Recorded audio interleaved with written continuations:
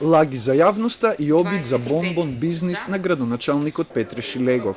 Со овие зборови, советниците од опозицијата ја коментираат денешната одлука на Советот на град Скопје за продажба на градската куќа што ја градеше претходниот градоначалник Оце Трајановски и за чија изградба беа потрошени околу 12,8 милиони евра.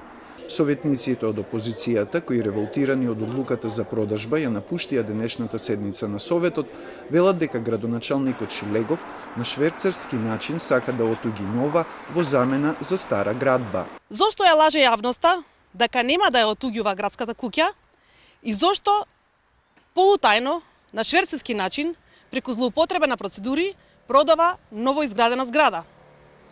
Кои се мотивите за продажба на градската куќа? И најважно, дали однапред се знае кој ќе ја купи оваа куќа?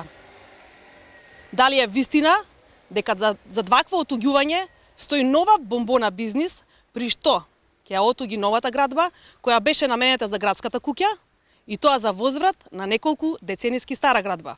Не сум ја лажал јавноста дека градската куќа нема да се продава.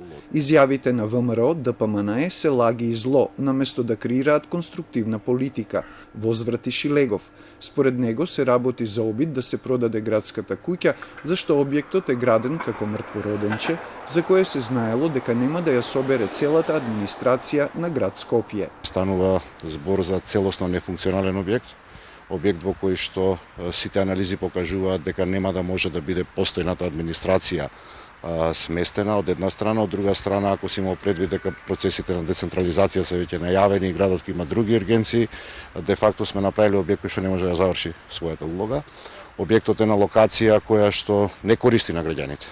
Градската куќа, која е сместена на кеот на Вардар до новата зграда на јавното претпријатие Водовод и канализација, ќе се продава на аукција на електронскиот систем на ЗЕЛС по цената за која е градена.